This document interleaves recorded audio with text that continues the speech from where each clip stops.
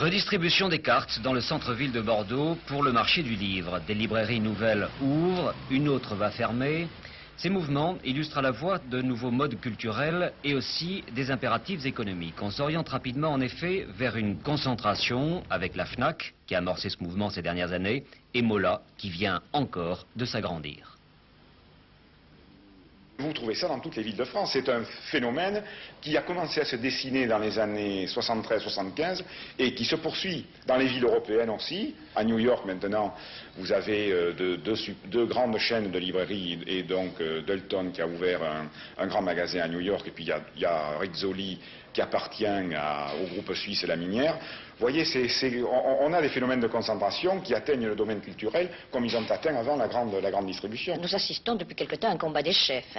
Et il est évident que des affaires moyennes ou des petites affaires, mais des affaires moyennes plus que des petites affaires, vont en subir les conséquences. C'est évident. Mais il y a quand même d'autres facteurs en jeu. Il y a tout d'abord une crise générale, une baisse du pouvoir d'achat évidente, en plus un changement des mentalités et un changement du mode de vie.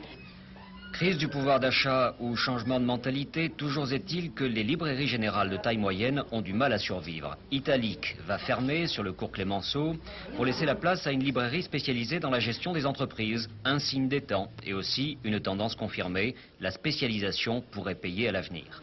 Ainsi, Glénat, l'éditeur, vient d'ouvrir sa 5e librairie en France dans le centre de Bordeaux, avec ici une double spécialité, la bande dessinée, il y a plus de 5000 albums en stock, et la région avec un rayon très complet sur les Pyrénées. Investissement, plus de 2 millions de francs, c'est évidemment un sérieux pari commercial. Chez Mola, c'est une 5e librairie qui vient d'ouvrir. Pas d'indication sur le coût de ce nouveau magasin spécialisé dans les beaux livres d'art. Mola, devenue, entre parenthèses, une des premières librairies familiales en France. Ce Mola numéro 5, c'est quand même un pari vis-à-vis de l'investissement et du chiffre d'affaires éventuel.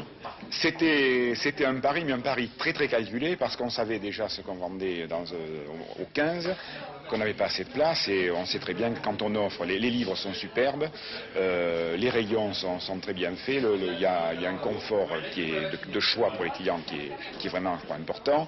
Et vous savez, dans le livre, c'est un peu comme en économie, Physiocrate, l'offre conditionne la demande. Donc vous offrez et la demande répond.